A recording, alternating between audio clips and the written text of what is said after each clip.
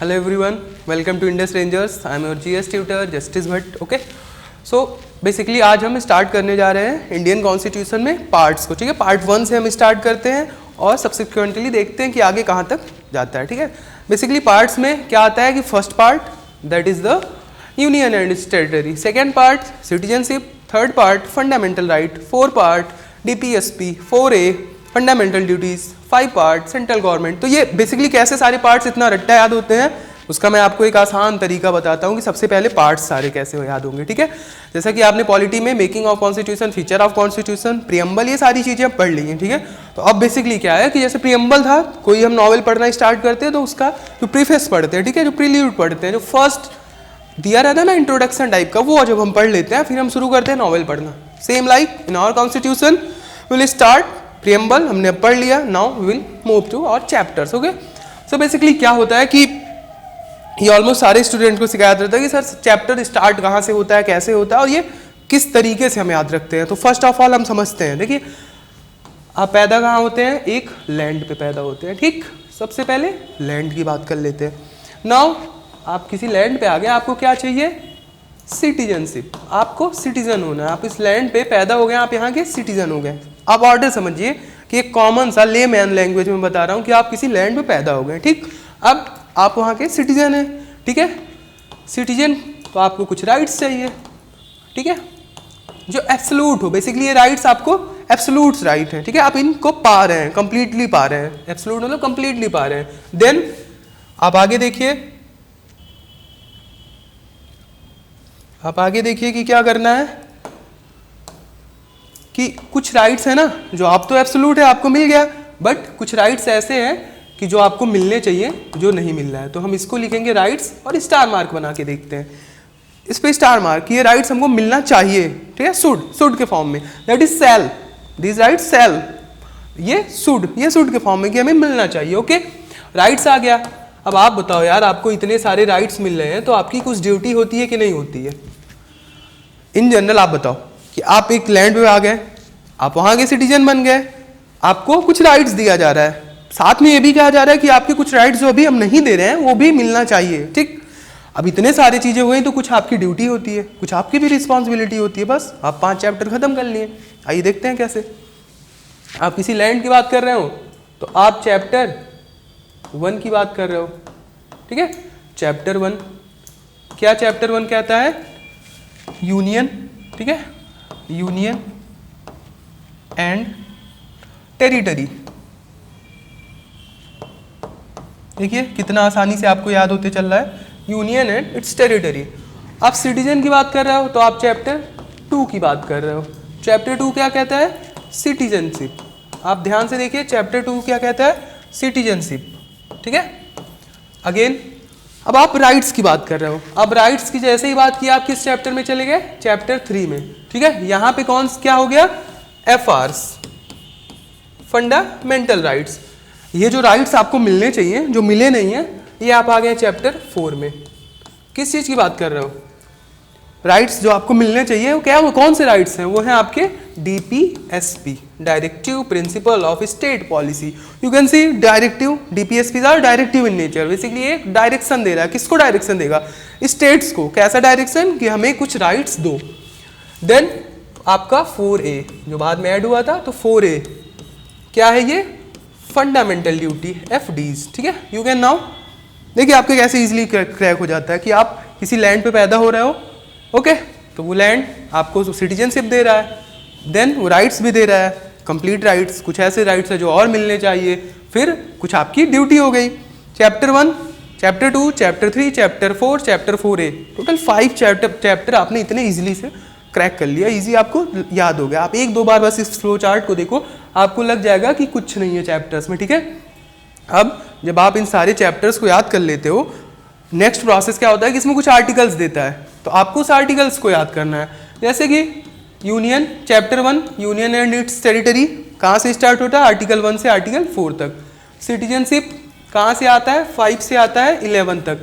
ठीक है, fundamental right ये कहाँ से आता है, 12 से आता है 35 तक. ठीक है, DPSP 36 से लेकर के कहाँ तक आएगा, ये आपका 51. आपके फंडामेंटल ड्यूटीज 51A। ओके, सो देखिए आप कितना इजीली मेमोराइज, आपको एकदम से मेमोराइज है। आपको क्या करना है कि आप चैप्टर्स पहले याद कर लो, पहले ये ट्रिक सिंपल सा याद कर लो कि लैंड सीजन right should be and then duty. Okay, आप चैप्टर्स को याद कर लो, उनके नाम याद कर लो एंड देन आप आर्टिकल्स को इजीली कैटेगराइज कर लो। ठीक है, 1 से लेकर के 51 तक। ये इजी ट्रैक, एक ये ऐसा ट्रैक है, एक ऐसा ट्रिक भी है कि जिससे आप आसानी से सारे चैप्टर्स को याद कर लेते हो। ओके, नाउ अब हम चैप्टर वाइज पढ़ना शुरू करते हैं। ठीक है, chapter 1 union and it's territory.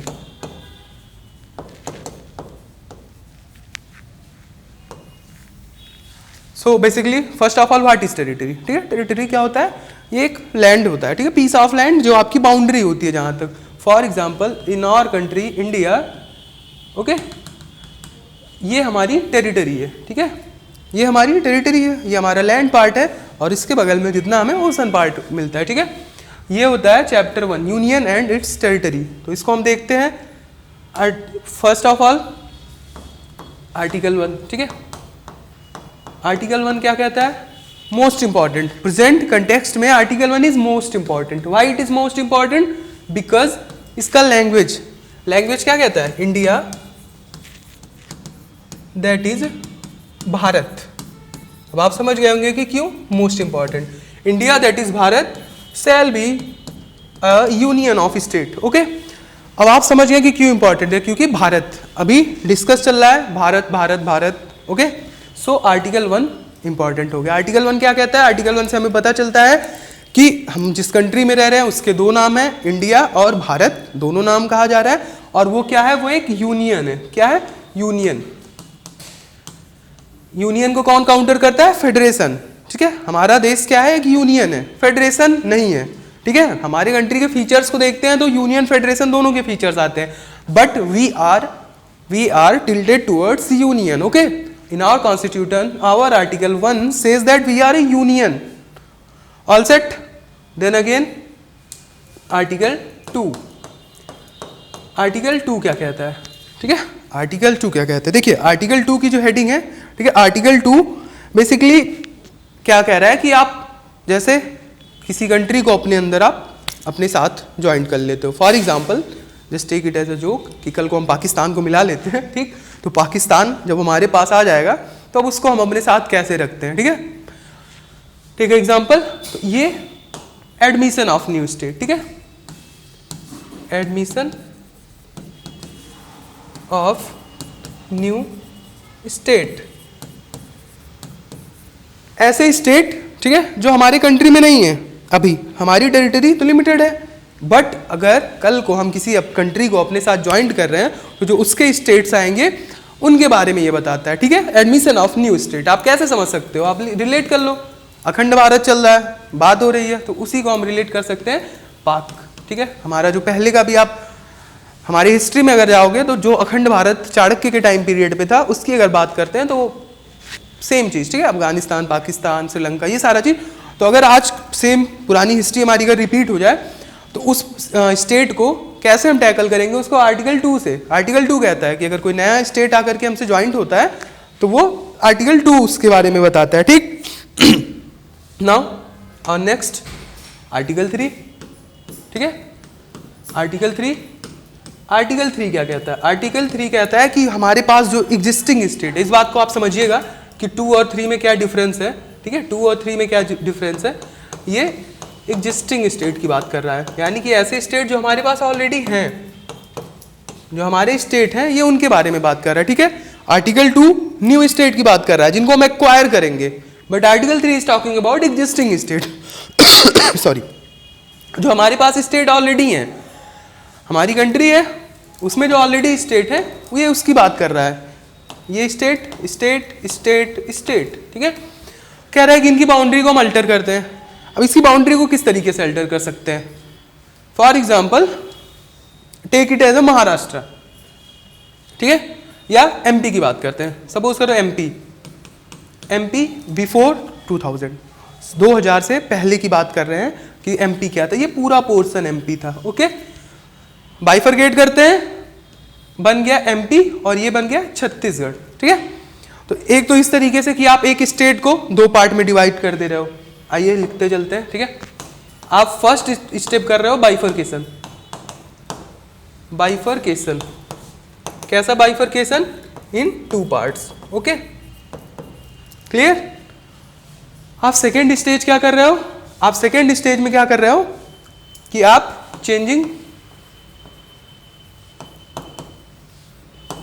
The boundary. अब आप बाउंड्री कैसे चेंज कर रहे हो, इस पे बात करते हैं। आप बाउंड्री कैसे चेंज कर सकते हो? या तो आप बढ़ाओगे या तो आप घटाओगे, यानी कि इधर you will reduce the boundary और you will increase the boundary. For example let's say कि यूपी काफ़ी बड़ा है, ठीक है, यूपी काफ़ी स्ट्रेच्ड है और कल को यूपी को एडमिनिस्ट्रेशन के पर्पज से अगर छोटा करना हो तो यूपी की बाउंड्री चेंज होगी under article 3। We will change the boundary of UP. कैसे? कि कुछ पार्ट्स बिहार को दे देते हैं और कुछ अपने पास रखते हैं। ठीक है, तो इस तरीके से क्या हो जाएगा कि हम उसकी बाउंड्री को चेंज कर दिए, उसके साइज को रिड्यूस कर दिए। ठीक है, दूसरा हो गया। नेक्स्ट स्टेप क्या आएगा? थर्ड स्टेप बाइफरकेशन हो गया, चेंजिंग द बाउंड्री हो गया, आप अल्टरिंग द नेम। अब आप क्या कर रहे हो कि आप नाम जो है उसको अल्टर कर रहे हो। कैसे? Best example Uttarakhand. ठीक है, उत्तराखंड का पहले क्या नाम था? उत्तरांचल। यूपी उत्तर प्रदेश। ठीक है, इसका पहले क्या नाम था? यूनाइटेड प्रोविंस, संयुक्त प्रांत। Okay, so these are some example where you are changing the name of a state. ठीक है, article 2 again I am talking. Article 2 talks about the new state, admission of a new state that is not in our territory, and article 3 is talking about existing state. We are just changing the boundary as well as the name of a existing state. Okay, that comes under the article 3.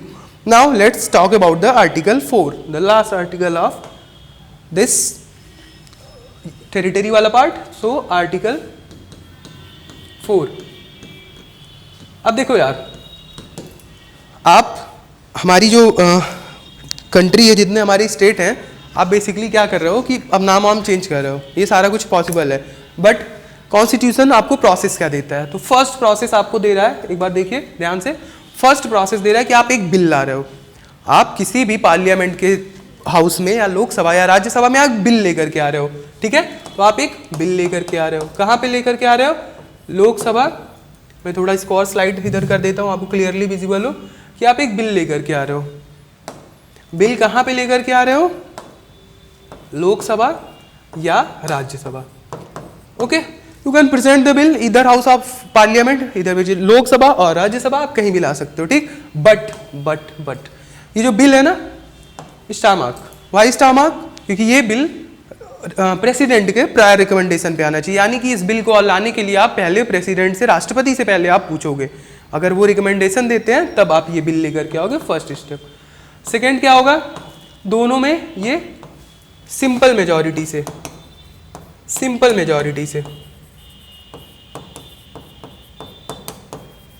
Majority से दोनों houses में ये bill pass हो गया। ठीक है, third क्या होगा? प्रेसिडेंट इस बिल को सेंड करेगा कहाँ पे? कंसर्न, यानी कि जिस स्टेट से रिलेटेड है, कंसर्न स्टेट लेजिस्लेचर। ठीक है, स्टेट लेजिस्लेचर मैं दिखा रहा हूं आप लोगों को। देखो, सबसे पहले आपने बिल लेकर के आया लोकसभा या राज्यसभा किसी भी हाउस में, लेकिन बिल लाने से पहले आपको राष्ट्रपति का परमिशन चाहिए, आपने ले लिया, बिल लेकर के आया। सिंपल मेजॉरिटी यानी कि 50%, more than 50% present and voting, आपने पास करा लिया। Then you will send it to president will send it to concerned state. ठीक है, for example if you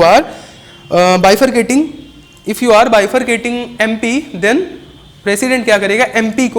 MP के लेजिस्लेचर को, स्टेट लेजिस्लेचर को बिल भेजेगा कि देखो ऐसा ऐसा हो रहा है, आप अपना इस पे राय बताओ। ठीक है, अब उस स्टेट के पास दो ऑप्शन है, जनरली क्या करेगा? या तो एक्सेप्ट करेगा या तो रिजेक्ट करेगा, बट डजेंट मैटर। ठीक, आप एक्सेप्ट कर लो, अच्छी बात है, नहीं करते हो कोई बात नहीं है।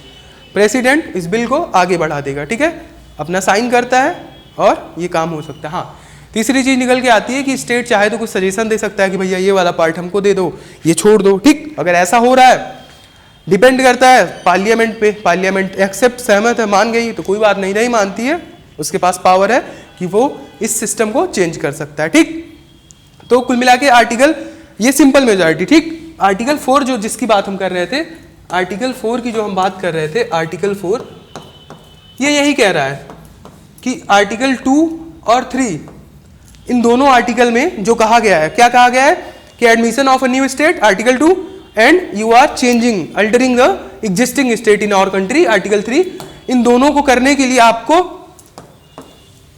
अंडर आर्टिकल 368, ये आर्टिकल अमेंडमेंट की बात करता है। अमेंडमेंट, कौन सा अमेंडमेंट? देखिए अमेंडमेंट की बात कर रहा है, कॉन्स्टिट्यूशनल। आपको कॉन्स्टिट्यूशनल अमेंडमेंट की जरूरत नहीं है, सीधी सी बात ये आर्टिकल कहता है। आर्टिकल 4 क्या कहता है कि the changes you want to do under article 2 and 3 there is no need of article 368 that is constitutional amendment. Basically constitutional amendment में क्या करते हैं, कॉन्स्टिट्यूशनल अमेंडमेंट में उसमें हम क्या करते हैं कि स्पेशल मेजॉरिटी ले आते हैं और वहां से जाकर के हम बिल को पास कराते हैं। ठीक, यहाँ पे स्पेशल मेजॉरिटी नहीं चाहिए। ओके, क्वेश्चन कैसे आपसे फ्रेम कर सकता है? क्वेश्चन फ्रेम कर सकता है कि in the process of changing a name of existing state we can go through with the article 3, यानी कि हम आर्टिकल 3 के अंडर में जाकर के किसी प्रेजेंट स्टेट का नाम बदलेंगे। Okay, first option. Second option देता है कि there will be a need of special majority, okay, under article 368 that is constitutional amendment. ये बात हो गई। अब आप क्या करोगे? ऑप्शन ए दोनों सही दोनों गलत, एक सही है गलत, ये तो बेसिकली दोनों स्टेटमेंट सही है। ठीक है, कि आप आर्टिकल 3 में एग्जिस्टिंग स्टेट को ही चेंज करोगे, सही। आप आर्टिकल 4 में 368 स्पेशल मेजॉरिटी ले आओगे, नहीं, ये गलत। ठीक है, तो only option A correct. Okay, ये एक चीज हो गया, ये आर्टिकल 1 से 4, ठीक है, बता दिया यूनियन एंड इट्स टेरिटरी के बारे में। एंड वन मोर थिंग, जो हमारे 100th कॉन्स्टिट्यूशनल अमेंडमेंट एक्ट, ठीक है, इसमें क्या हुआ था कि हमने कुछ अपनी बाउंड्रीज, इंडिया ने कुछ बाउंड्रीज अपने बांग्लादेश के साथ, कुछ enclaves, okay, India and Bangladesh, कुछ इनक्लेव्स हमने एक्सचेंज किए। कुछ जो एडमिनिस्ट्रेशन के लिए हमारे पास होना चाहिए था वो बांग्लादेश के पास था, कुछ उनका हमारे पास था, तो उन दोनों को हमने एक दूसरे से एक्सचेंज कर लिया। अब इस एक्सचेंज के लिए सुप्रीम कोर्ट ने कहा कि वी नीड स्पेशल मेजॉरिटी। ये बात आप नोट कर लो कि if we are sharing, if we are exchanging our territory with a foreign country, we need a special majority under article 368।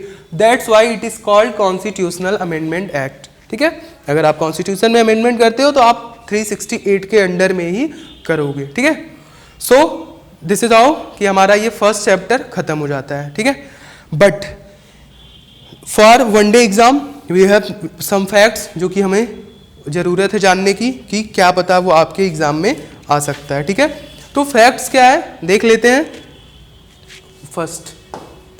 First है categorization of state after freedom, after independence. ठीक है, आज़ादी के बाद ना स्टेट को जस्ट आफ्टर और आज़ादी हमारे स्टेट को 4 पार्ट में कैटेगराइज किया गया था। ठीक है, A B C D, well A B C D, okay. Part A state, part A state, then part B state, in the same order part C and then part D. Part A state कौन से थे? जो British provinces थे India में उस समय, जो British provinces थे वो पार्ट ए स्टेट थे। पार्ट बी क्या था? ऐसे स्टेट जो कि प्रिंसली स्टेट थे, पीएस, प्रिंसली स्टेट्स। ठीक है, वो पार्ट बी स्टेट थे। सी कौन था? कमिश्नरीज, ओके, जो ब्रिटिश कमिश्नरीज थे वो पार्ट सी में थे। And now part D, A and Andaman and Nicobar island, A and N. All clear? ये 4 कैटेगरी के स्टेट है जिसको जानना जरूरी है। मे बी मैच कराने के लिए आपसे पूछ दे कि part A B C D ऐसे दे दे और इनको मैच कराने के लिए मिस मैच कर दे and then you have to match it. Another fact, we have some commissions. जब हमारा स्टेट फॉर्म हो गया, इस तरीके का हो गया, देन कुछ क्वेश्चंस उठने लग गए। कैसे क्वेश्चन? कि सेम लैंग्वेज बोलने वाले एक साथ कहने लगे कि हम लोग जो सेम लैंग्वेज बोल रहे हैं वी नीड और स्टेट, ओके, फर्स्ट। देन ये भी क्वेश्चन आ गया कि हमको अपना अलग स्टेट चाहिए, इस तरीके से कि बेसिकली हर कोई अपना एक एक क्राइटेरिया बना रहा था और सबको अपना अलग अलग स्टेट चाहिए था।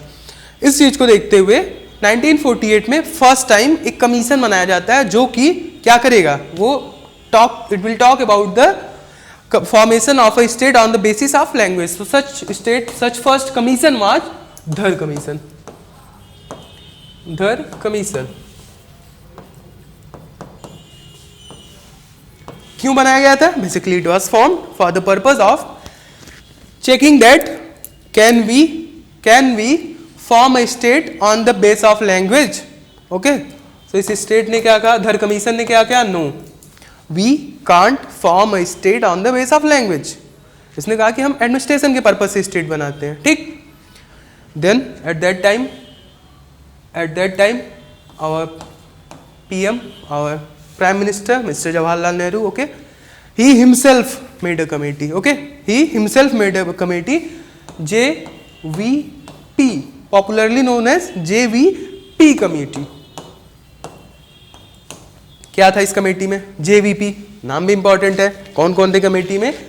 जवाहरलाल नेहरू, वल्लभ भाई Patel and Pattabhi Sitaramayya. These three persons were in that committee. It was also formed in 1948. Dhar Commission 1948. JVP committee was also formed in 1948. It was also to check whether we can form a state on the basis of language.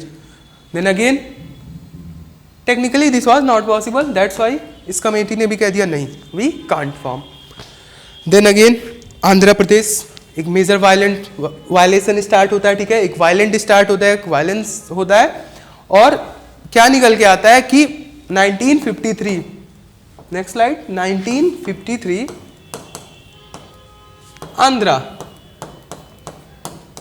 Andhra Pradesh was the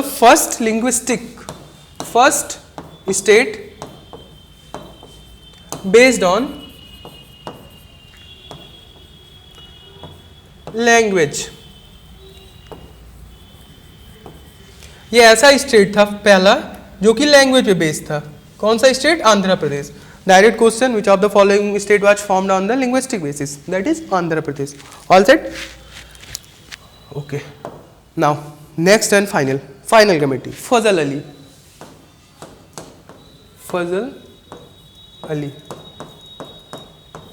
commission. You don't need to be confused. Commission and committee both are same, okay? Don't get worried about that.